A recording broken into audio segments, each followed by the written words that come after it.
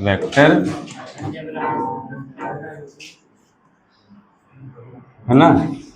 और vector algebra 11th के physics class में तो फिजिक्स में किया है, 11th क्लास का फिजिक्स में तुम लोग वेक्टर अलजेब्रा किया है, लेकिन वहां जितना किए हो उससे थोड़ा सा यहाँ हट के होगा, हल्का सा हट के होगा, लेकिन 70 to 90% थ्योरी वही चलेगा।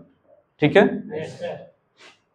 तो वेक्टर अलजेब्रा में हम लोग बात किए थे, सबसे पहले बात कर लिया जाए कि क्वांटिटी कितने तरह का होता था। क्या चीज? क्वांटिटी। सबसे पहला बात आता है क्या? क्वांटिटी।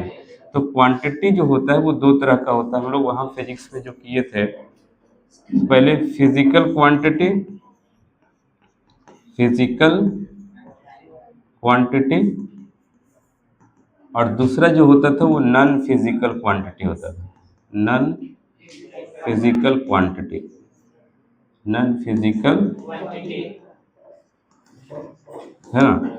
अब फिजिकल क्वांटिटी को माप सकते थे या तौल सकते थे, मतलब इसका मेजर किया जा सकता था, इसको मेजर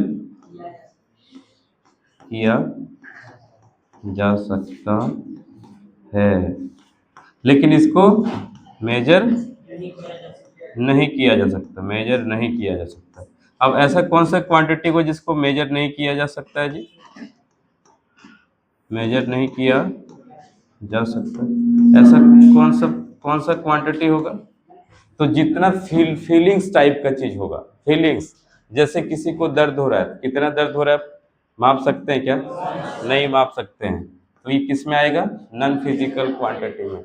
कोई बहुत ऑनेस्ट है, ऑनेस्ट मतलब ईमानदार है, बोलेगा कितना ऑनेस्ट है, माप सकते हो क्या? तो ऐसे क्वांटिटी को हम लोग, इस तरह का जो क्वांटिटी होता है वो नॉन फिजिकल क्वांटिटी में आता है, इसका हम लोग स्टडी बिल्कुल करने वाले नहीं है। अब फिजिकल क्वांटिटी में कुछ क्वांटिटी को सारे क्वांटिटी को मापा जा सकता है फिजिकल क्वांटिटी में। तो यहाँ पर हम लोग उधर देखे थे कि जो क्वांटिटी होता है, कुछ क्वांटिटी होता है फंडामेंटल, फंडामेंटल क्वांटिटी। क्या होता है? Fundamental quantity. और जो कुछ क्वांटिटी हो रहा था वो हो रहा था डिराइव्ड क्वांटिटी, डिराइव। कुछ याद आ रहा है? ये याद आ रहा है। फंडामेंटल क्वांटिटी को क्या कर सकते थे? तोड़ नहीं सकते थे उसको। क्या नहीं कर सकते थे? उससे फॉर्मूला नहीं होता था। लेकिन डिराइव्ड क्वांटिटी को तोड़ा जा सकता था फंडामेंटल क्वांटिटी के फॉर्म में, यानी इसका फॉर्मूला होता था। जैसे लेंथ के लिए हम लोग बात किए थे, लेंथ, मास के लिए बात किए थे, है ना, टाइम के लिए बात किए थे। तो ये सब इंडिपेंडेंट क्वांटिटी है, यानी फंडामेंटल है ना। इस ये इंडिपेंडेंट क्वांटिटी जितना होता है जो किसी फार्मूला पे निर्भर नहीं करता है उसको कहते हैं फंडामेंटल। और ये फार्मूला पे डिपेंड करने वाला, जैसे area, area is equal to length into breadth लिख सकते हैं, सिंपल सा। बाकी जिसका भी एरिया होगा वो लंबाई और चौड़ाई के फॉर्म में रहेगा, लंबाई और चौड़ाई के फॉर्म। वॉल्यूम का बात कर लें, लंबाई गुना चौड़ाई गुना ऊंचाई, करता है कि नहीं? LBH। तो ये सब का फार्मूला हो रहा है। ऐसे फार्मूला वाला क्वांटिटी जो रहता है उसको क्या कहते हैं? Derived quantity.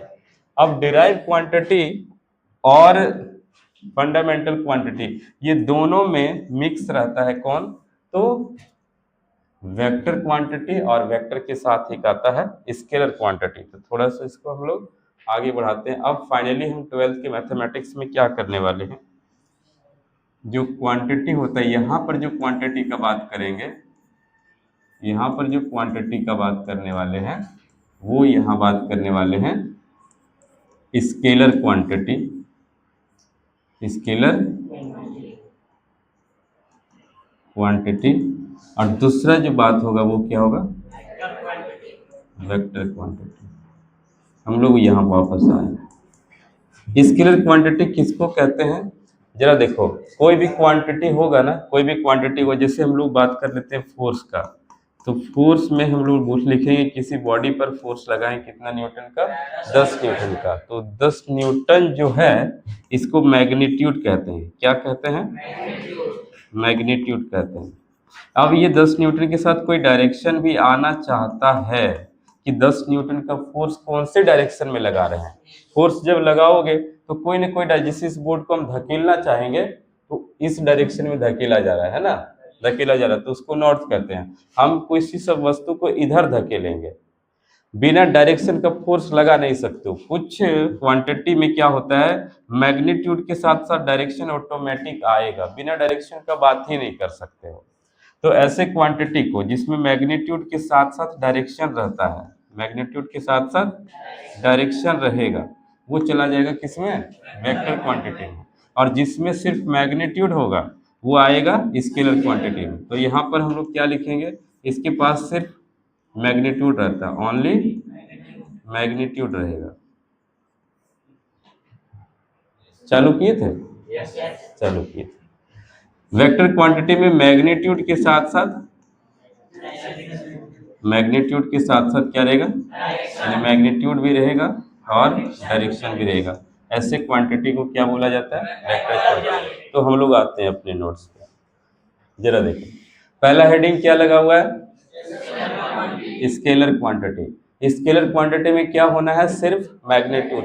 वैसा क्वांटिटी जिसके पास सिर्फ और सिर्फ क्या होगा, मैग्नीट्यूड होगा, स्केलर क्वांटिटी कहलाएगा। तो यहाँ हम लोग लिखे हैं एक quantity that has magnitude only. कोई लफड़ा है, ये वाला बात पे ध्यान देगा कि ओनली मैग्नीट्यूड जिसके पास है is known as scalar quantity, है ना। जिस भी क्वांटिटी के पास सिर्फ मैग्नीट्यूड रहेगा उसको क्या बोलेंगे, स्केलर क्वांटिटी। क्या क्या वो आ सकता है, वो लेंथ आ सकता है, मास, टाइम, स्पीड, एरिया, वॉल्यूम, बहुत सारा चीज होगा।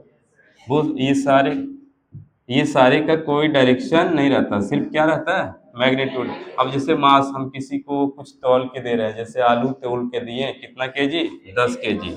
अब बोलेगा 10 केजी का डायरेक्शन किधर होगा, 10 केजी का डायरेक्शन किधर होगा। कैसा लग रहा है सुनने में कि तोल रहे हैं 10 केजी, बोलेगा पूरा पश्चिम उत्तर दक्षिण कर सकते हो क्या, नहीं कर सकते हो। तो यहाँ डायरेक्शन लगा दिया जाए तो अजीब लगेगा, है ना।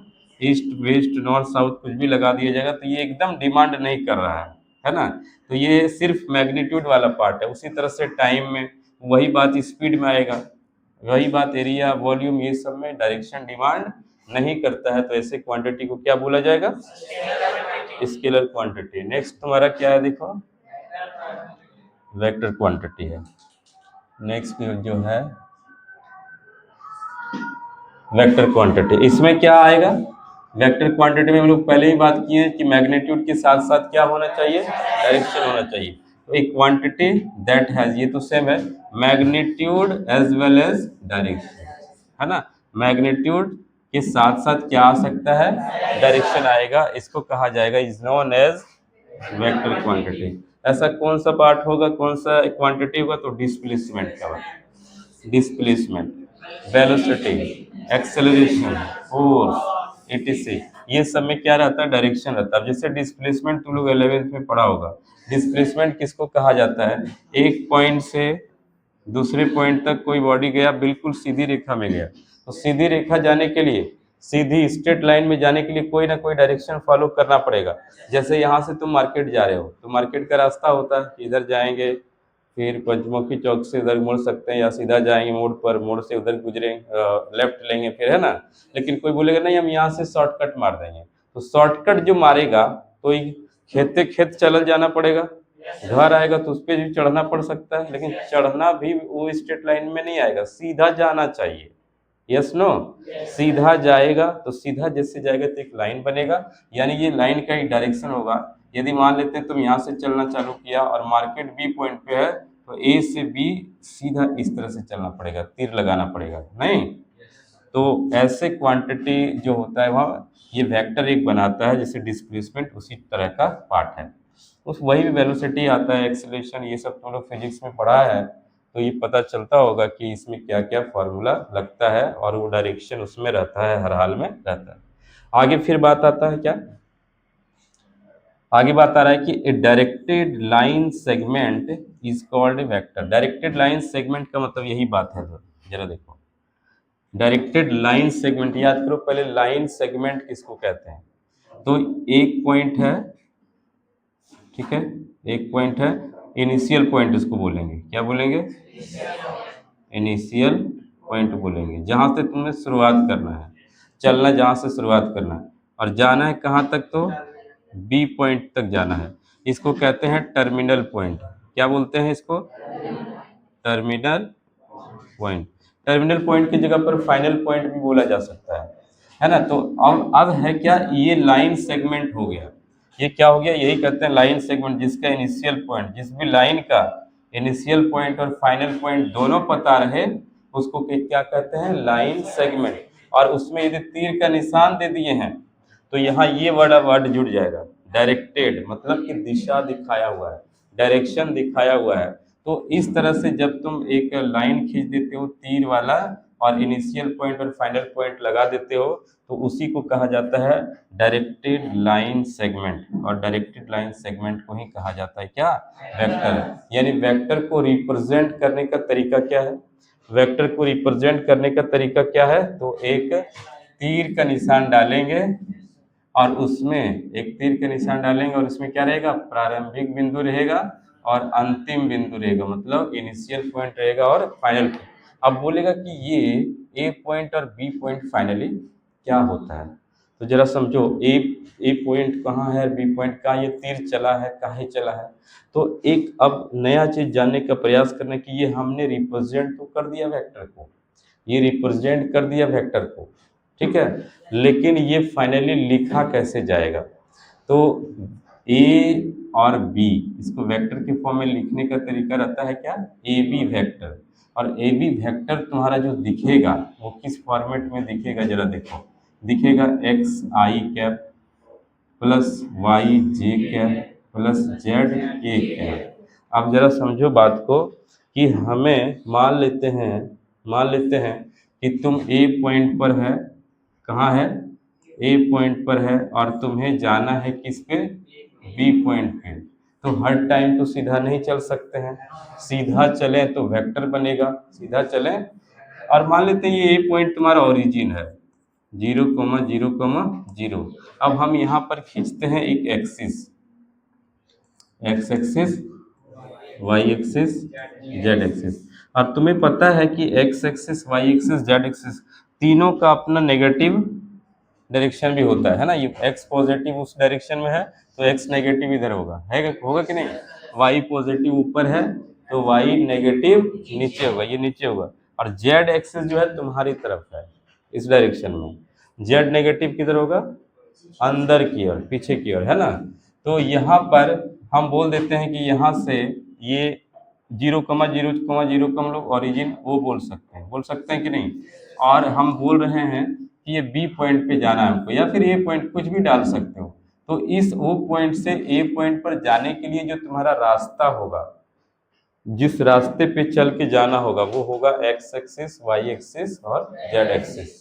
अब मान लेते हैं कि ए पॉइंट पर तुम गया और एक्स एक्सिस में चलना पड़ा, वाई एक्सिस में चलना पड़ा, जेड एक्सिस में। मान लेते हैं कि एक्स एक्सिस में चलना पड़ा तुमको 5 मीटर, कितना चलना पड़ा, वाई एक्सिस में चलना पड़ा तुमको मान लेते हैं 7 मीटर, ठीक है। और जेड एक्सिस में चलना पड़ा तुमको 8 मीटर, ऐसा चलना पड़ा। तो तुम्हें ये पता चल गया कि कौन से डायरेक्शन में, यानी कौन से एक्सिस में कितना चलना पड़ा, ये फाइनल किया जाए पहले। इसके बाद ये जानना है कि एक्स एक्सिस के डायरेक्शन को बताने के लिए आता है आई कैप। क्या आता है, आई कैप क्या होता है, तो यूनिट वेक्टर होता है, आगे पता चलेगा अभी। यूनिट वेक्टर का काम होता है सिर्फ और सिर्फ डायरेक्शन बताना। तो आई कैप किसका डायरेक्शन बताने के लिए आता है, एक्स एक्सिस का। वाई एक्सिस का डायरेक्शन बताने के लिए आता है जे कैप, और जेड एक्सिस के डायरेक्शन को बताने के लिए आता है क्या, के कैप। तो हम यहाँ पर ओ से ए तक जब चलेंगे तो जो वेक्टर बनेगा वो कंपोनेंट फॉर्म में बनेगा। क्या अभी जस्ट बोले थे कि अच्छा ओ से ए लिख दिए है ना, तो एक सीधा वेक्टर यहाँ डालेंगे तो ये रिप्रेजेंट करने का तरीका तो होगा, लेकिन ओ ए वेक्टर कैसा लिखा जाएगा, ठीक है। यहाँ पॉइंट हम ए बोल दें, यहाँ बी बोल दें तो ए बी वेक्टर हो जाएगा। कैसा हो जाएगा, तो ये वाला पार्ट 5 मीटर आई कैप प्लस 7 मीटर जे कैप प्लस 8 मीटर के कैप। इससे साफ पता चल रहा है कि ओ बिंदु से ए बिंदु तक जाने में एक्स एक्सिस में 5 मीटर चलें, वाई एक्सिस में 7 मीटर चलें और जेड एक्सिस में 8 मीटर चलें। तुमको वेक्टर इस फॉर्मेट में भी दिख सकता है कि मीटर नहीं लगा हुआ रहेगा। तो 5i cap plus 7j cap plus 8k cap ऐसा दिख सकता है। तो ये एक वेक्टर का फॉर्मेट है। अब बोला जाएगा कि जो 5i कैप है, आई कैप तो डायरेक्शन बता रहा है किसका, एक्स एक्सिस का, और ये 5 क्या बता रहा है, मैग्नीट्यूड को बता रहा है। अब मैग्नीट्यूड मीटर में भी हो सकता है, मतलब जो चीज रहेगा, यदि ये वेलोसिटी होगा, यदि ये वेलोसिटी होगा मान लेते हैं, तो वेलोसिटी का यूनिट क्या होता है, मीटर पर सेकेंड। तो ये हो जाएगा 5 मीटर पर सेकेंड, ये हो जाएगा 7 मीटर पर सेकेंड, ये हो जाएगा 8 मीटर पर सेकेंड। यदि ये फोर्स रहेगा, यदि ये फोर्स रहेगा तो ये हो जाएगा 5 न्यूटन, 7 न्यूटन, 8 न्यूटन, डिपेंड करेगा किस तरह का क्वांटिटी है, किस तरह का वेक्टर है। लेकिन कंपोनेंट फॉर्म में इस तरह से रहेगा। और जब ओ से ए रिप्रेजेंट करना चाहोगे तो ये सीधा एक वेक्टर बना दिए, ये वाला बात। अब बोला जाएगा कि ओ ए वेक्टर क्या बताता है। जैसे मान लेते हैं कि ये इधर बल्ब लगा हुआ है, ठीक है, हमें इस पॉइंट से बल्ब तक जाना है क्या, तो हमें एक्स एक्सिस में चलना पड़ेगा कुछ दूर, वाई एक्सिस में फिर चलना पड़ेगा और फाइनली जेड में चलना पड़ेगा। तो ये वाला पार्ट आएगा तुम्हारा इस तरह का। लेकिन हमें डायरेक्ट यहाँ से तीर चलाना है बल्ब में, तो डायरेक्ट जब चलाएं तो ये जो डायरेक्ट चला, ये वाला चला, तीर उठा करके ऐसे लगा सकते हो कि हमें ए से बी गए या फिर ओ से ए गए, जो भी है।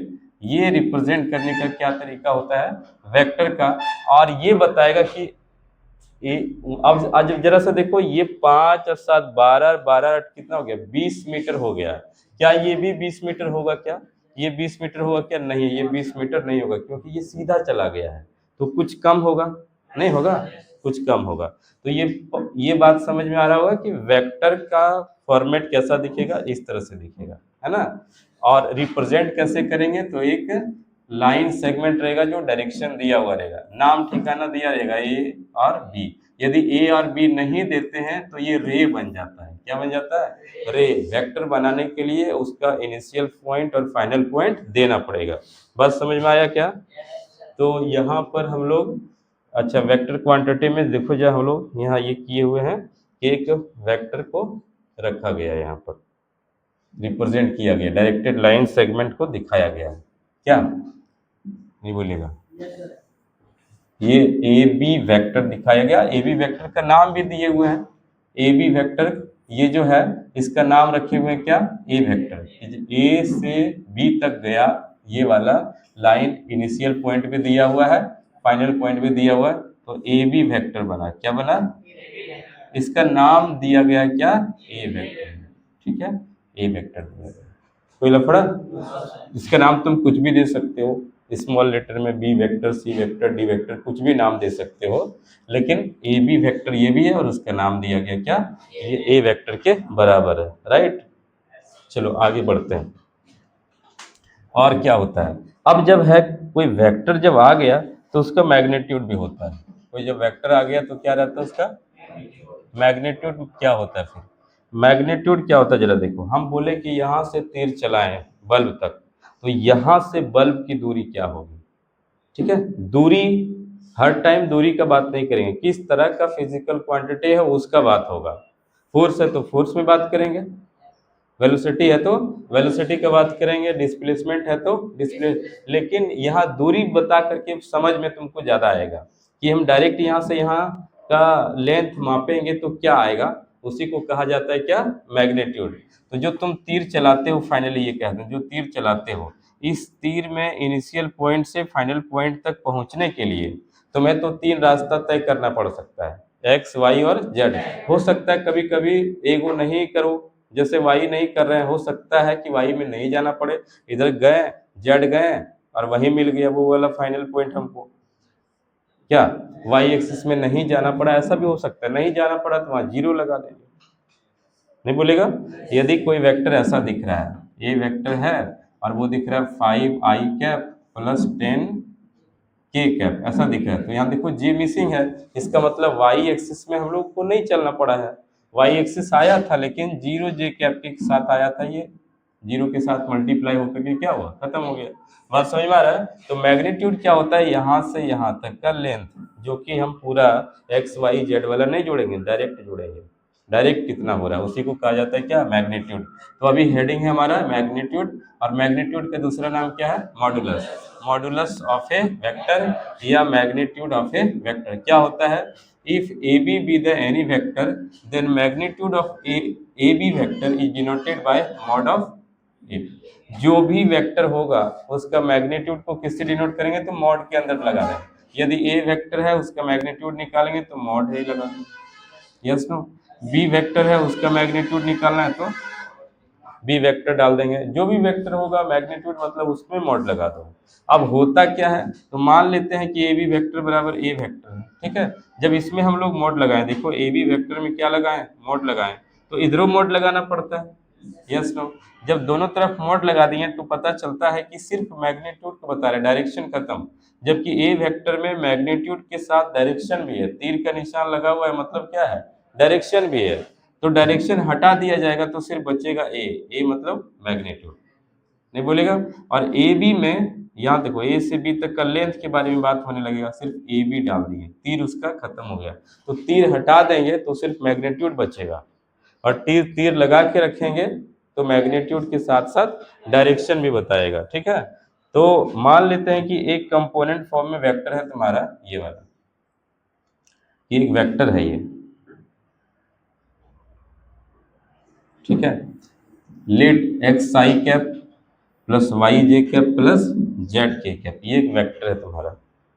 ये ए वेक्टर बराबर कितना, एक्स आई कैप प्लस वाई जे कैप प्लस जेड के कैप।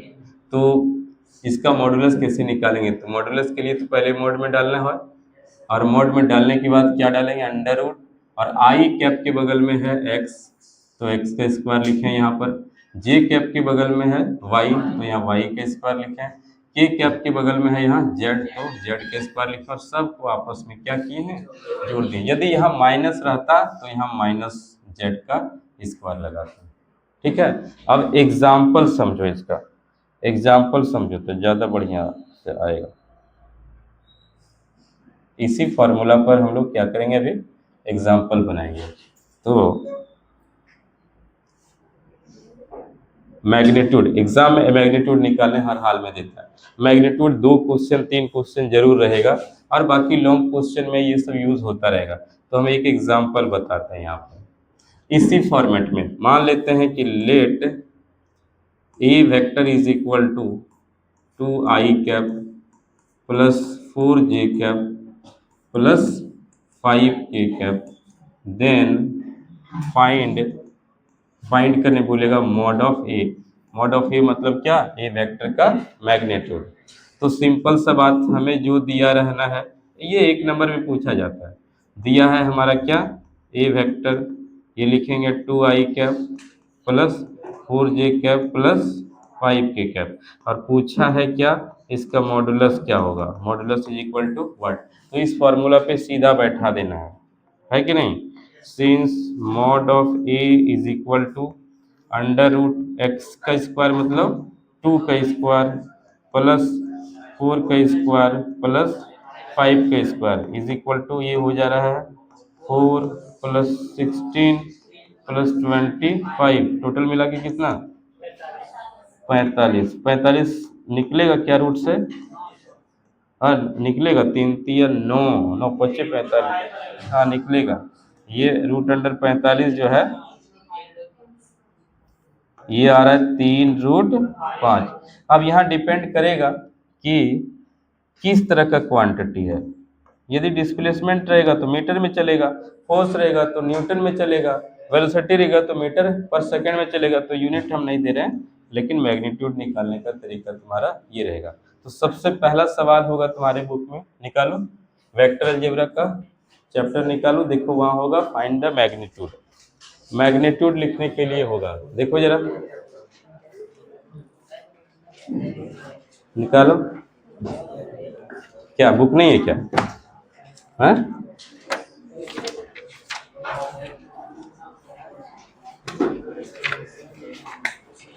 ये सारे लोगों को समझ में आ रहा होगा जी। और जो डिफरेंशिएशन पहले बना लिया है वो तो हो गया ठीक। अब वेक्टर अलजेब्रा से पीछे नहीं हटना, ये लगातार चलाते रहना। और अरुण कुमार स्पेशली तुमको बोल रहे हैं एब्सेंट मत कर देना, यहाँ से कम 15-17 नंबर आता है। कितना नंबर आता है? 15-17 नंबर, बोरा भर के नंबर है।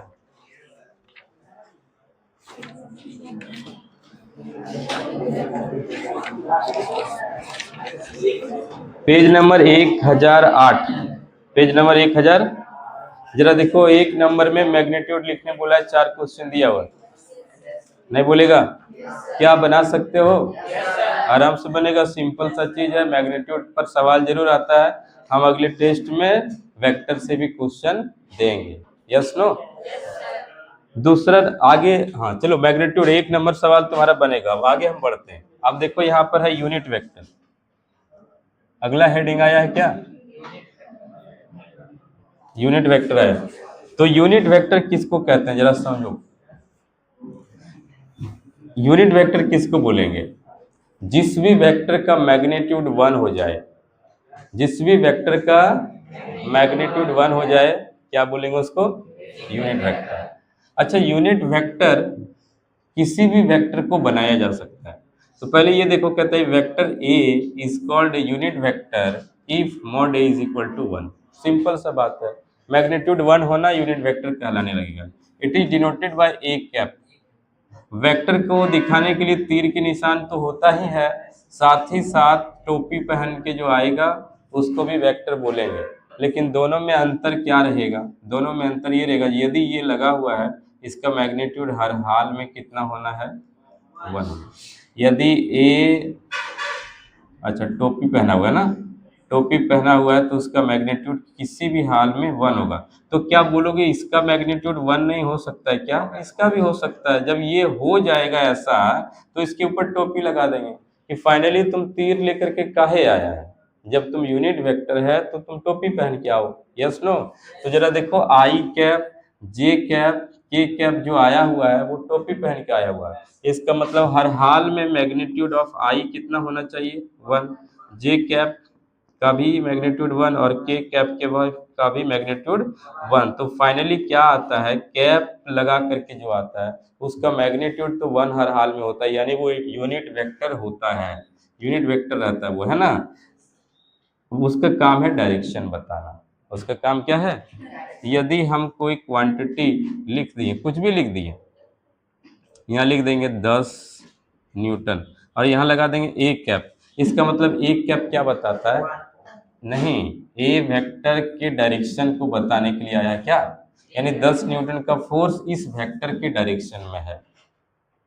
ये ए कैप मतलब कि जो ए वेक्टर का डायरेक्शन होगा, पूरब से पश्चिम, पश्चिम से पूरब, है ना, ये सब, तो उसी डायरेक्शन को फॉलो करवाने के लिए आया है कौन? A cap. तो ये बात समझ में आ रहा है तुम लोग को? तो डायरेक्शन तो चाहिए, जैसे आई cap, J cap, K cap, जो टोपी पहन के आया, कैप लगा करके आया, ये तो डायरेक्शन बताने सिर्फ आया, बाकी उसको कोई मतलब है नहीं।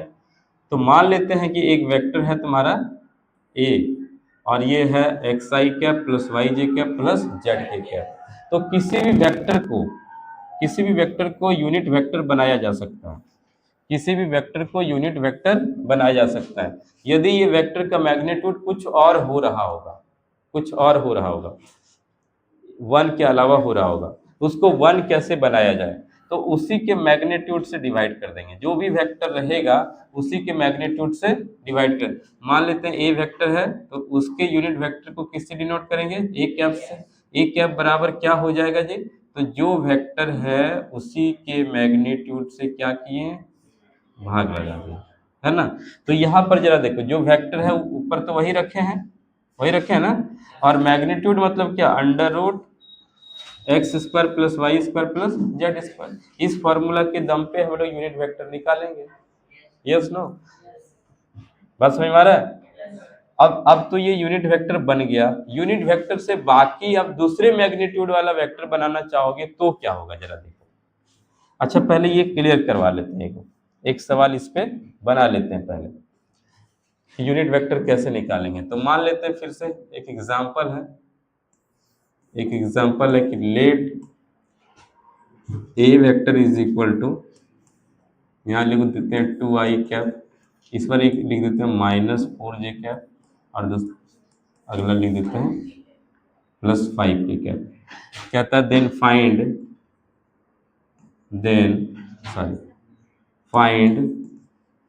A cap. ठीक, ए कैप यानी क्या, ए वेक्टर का यूनिट वेक्टर। ये अलग अलग तरीके से बोल सकता है, बोलेगा find the unit vector in the direction of A vector, ऐसा भी बोल सकता है। Let A is equal to इतना, then find a unit vector in the direction of A vector. अब जरा देखो, ए वेक्टर और ए कैप का डायरेक्शन सेम रहता है, इसका मैग्नीट्यूड एक से ज्यादा हो रहा है, इसका मैग्नीट्यूड, तो यूनिट वेक्टर, किसी वेक्टर का यूनिट वेक्टर में कन्वर्ट करने पर क्या असर पड़ता है? असर ये पड़ता है कि उसका मैग्नीट्यूड चाहे जो रहा होगा, अब क्या हो जाना है उसका 1 के बराबर, 1 मैग्नीट्यूड के बराबर हो जाना। तो हमें पहले ये निकालना है, तुम्हारे बुक में क्वेश्चन नंबर 2 जो दिया हुआ है यूनिट वेक्टर पर आधारित है ना। तो दिया है हमारा ये वेक्टर कितना है, 2i cap -4j cap plus क्या, 5k कैप। तो हमें बोलना है कि A cap is equal to 1, yes no. तो ए कैप का फॉर्मूला क्या होता है? ए कैप का फॉर्मूला होता है जो वेक्टर है उसी के मैग्नीट्यूड से क्या करना है, भाग देना है क्या। तो हमारे पास A cap is equal to, A vector तो जो है वही लिखेंगे, 2i cap -4j cap plus 5k cap, और डिवाइडेड बाय, इसका मॉडुलस क्या हो जाएगा, तो 2 का स्क्वायर प्लस -4 का स्क्वायर प्लस 5 का स्क्वायर, ऐसा होगा ना। तो और A cap is equal to क्या हो जाना है, फिर ऊपर तो कोई लफड़ा नहीं है, वही रहेगा, 2i cap -4j cap plus 5k cap. Neeraj को समझ में आ रहा है? नीरज महाराज पीछे से पता चल रहा है? पता चल रहा है, लॉलीपॉप है, कुछ नहीं। अभी अभी हम लोग मैग्नीट्यूड के बाद यूनिट वेक्टर में गए, 2 तरह का क्वेश्चन आ रहा है, ठीक है। और ये कितना आ जाएगा, देखो 4 आ जाएगा, 4 + 16 20 और 25 है। बार बार इतने आता है क्या जी, लॉटरी लग जाता है। 2i cap -4j cap plus 5k cap, और ये कितना आएगा, 49, मतलब 3√5, ऐसा रहेगा ना, 40 से होगा है, ठीक तो है, 45। ए कैप इज इक्वल टू क्या हो जाएगा, अब जरा देखो ये बंटवारा कर देंगे, 3√5 जो सबको दे देंगे, ये तीनों कंपोनेंट को बांट देंगे, तो ये कैसा दिखेगा, 2/3√5i cap -4/3√5j cap plus 5/3√5k cap, और ये हो गया इसका यूनिट वेक्टर। यूनिट वेक्टर हो गया। अब इसका मैग्नीट्यूड तुम निकाल के देखेगा ना, हर हाल में 1 आएगा, लेकिन निकाल के देखना जरूरी नहीं है। बोलेगा यूनिट वेक्टर बताओ, ऐसे कर देंगे, हो जाएगा आंसर। अब इसमें थोड़ा सा ट्विस्ट लाते हैं, इसमें थोड़ा सा ट्विस्ट लाते हैं। क्या ट्विस्ट होगा, तुमको बोला जाएगा कि एक वेक्टर दिया हुआ है, इसी तरह का एक वेक्टर दिया हुआ है, ठीक है, और बोलेगा कि इसी वेक्टर के डायरेक्शन में हमें 10 मैग्नीट्यूड का वेक्टर चाहिए, 5 मैग्नीट्यूड का चाहिए, 13 मैग्नीट्यूड का चाहिए, अलग अलग मैग्नीट्यूड का वेक्टर चाहिए हमें, ठीक। अभी हम मान लेते हैं कि ये ए वेक्टर था, इसका मैग्नीट्यूड तुम निकालेगा तो कितना आ रहा था, 3√5 आ रहा था, कितना आ रहा था, 3√5। ये जो वेक्टर है इसका मैग्नीट्यूड कितना है, 3√5, यानी 3√5 वाला मैग्नीट्यूड वाला वेक्टर है। हम उस वेक्टर को बना दिए इतना, और ये है अब 1 मैग्नीट्यूड वाला वेक्टर। क्या है ये, 1 मैग्नीट्यूड वाला वेक्टर। अब बनाना है 10 मैग्नीट्यूड वाला वेक्टर, एक नया वेक्टर बनाना है जो 10 मैग्नीट्यूड का होगा, लेकिन डायरेक्शन जो फॉलो करेगा वो ए वेक्टर का जो डायरेक्शन है उसी डायरेक्शन को फॉलो करेगा। तो एक बात दिमाग में रखना, जब किसी वेक्टर को किसी नंबर से गुना कर देंगे, ठीक है, सुन रहा है, जो भी वेक्टर है उसको यदि किसी नंबर से मल्टीप्लाई कर देंगे तो उसका मैग्नीट्यूड उतना गुना बढ़ जाता है। जैसे इसको 5 से मल्टीप्लाई कर देंगे, इस ए वेक्टर को 5 से मल्टीप्लाई कर देंगे तो इसका मैग्नीट्यूड अब पहले तो इतना था, अब 5 गुना बढ़ जाएगा। इसका मैग्नीट्यूड निकालेगा तब इतना आएगा। कितना गुना बढ़ गया? 5 गुना बढ़ गया। ठीक है, इतना। अब एक कैप का मैग्नीट्यूड कितना है? 1। Yes no? ए कैप का मैग्नीट्यूड है 1। हम इसको 5 से मल्टीप्लाई कर दें, किसको? ए कैप को। अब इसका मैग्नीट्यूड कितना होना चाहिए? 1 गुना कितना? 5 बराबर कितना हो जाना चाहिए? बस में आया। और 5 ए कैप का डायरेक्शन किधर होगा? ए के डायरेक्शन की तरफ होगा या दूसरे के डायरेक्शन की तरफ होगा? ए के डायरेक्शन की तरफ होगा। यानी यूनिट वेक्टर को मल्टीप्लाई किया गया किससे? किसी पॉजिटिव नंबर से। पॉजिटिव नंबर से मल्टीप्लाई करने से डायरेक्शन चेंज नहीं होता है। आगे मिलेगा तुमको कब चेंज होता है। ठीक है, तो अब तुमको बोला जाएगा कि फाइंड ए वेक्टर, साथ में जोड़ दे रहे, find a vector of magnitude कुछ भी दे देते हैं। मैग्नीट्यूड कितना देते हैं? 9 दे देते हैं। Magnitude of 9 in the direction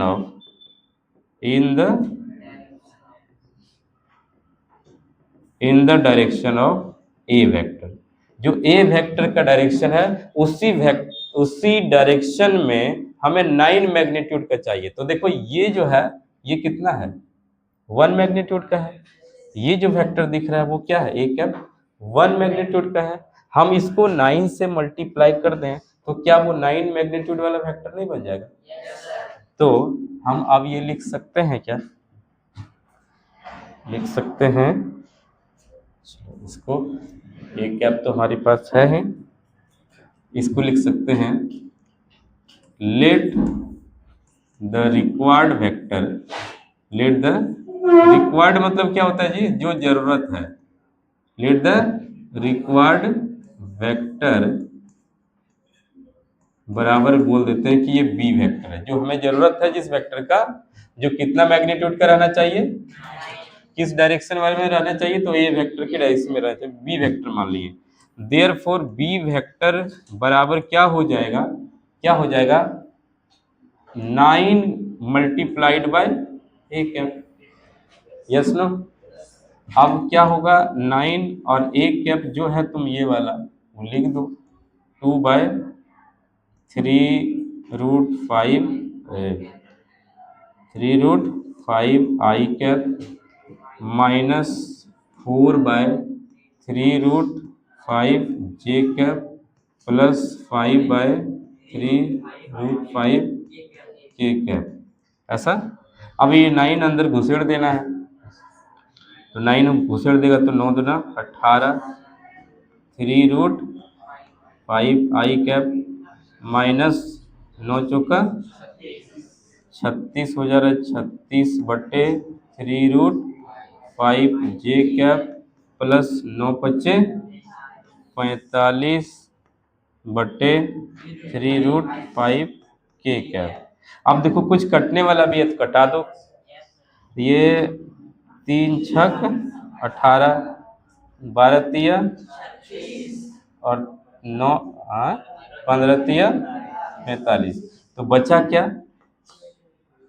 6/√5 I cap minus 12/√5 J cap plus 15 इसमें थोड़ा सा और कटेगा लेकिन कोई बात नहीं, छोड़ देगा। तो ये तुम्हारा हो गया 9 मैग्नीट्यूड। यदि ये बोलता 13 मैग्नीट्यूड वाला दो हमको, तो कितना से मल्टीप्लाई करते हैं? नया वेक्टर है ना ये, तो बी वेक्टर नाम दिए, लेकिन मैग्नीट्यूड बदल रहे हैं, डायरेक्शन बदल नहीं रहे हैं। जो डायरेक्शन पहले था वही चल रहा है। तो आगे तुमको देखो, पहला बात अगला क्वेश्चन में तुमको क्या मिलेगा कि यूनिट वेक्टर क्या होता है वो बताओ। देखो बुक में देखो, दूसरा नंबर में बोलता है यूनिट वेक्टर क्या होता है वो बताओ। Yes no? तो 1 और 2 तुम्हारा कवर हो जाएगा आराम से। उसके बाद ये वाला चीज कहाँ पूछा जा रहा है, कितना मैग्नीट्यूड का चाहिए? देखो पूछ रहा है 7 नंबर से पूछा, ये 7, 8, 9 नहीं बोलेगा। 7 में पूछा है find a vector of magnitude 9 units. नहीं बोला, in the direction of vector दे दिया एक, 8 में भी यही पूछा है, 9 में भी यही पूछा है। तो यूनिट वेक्टर के मदद से जितना मैग्नीट्यूड का वेक्टर चाहिए वो निकाल सकते हैं, राइट। नोट करेगा, नोट करेगा। अच्छा पहले उधर नोट करेगा।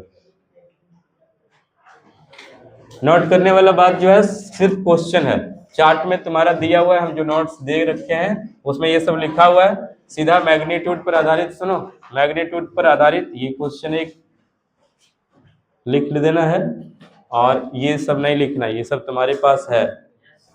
अगला बात इसका पार्ट लिखना है, यस नो। चलो मैग्नीट्यूड और इसका बात कर लिया जाएगा। ये सवाल है, ये नोट करना है तुमको। आज इतना ही है ना, फिर दूसरे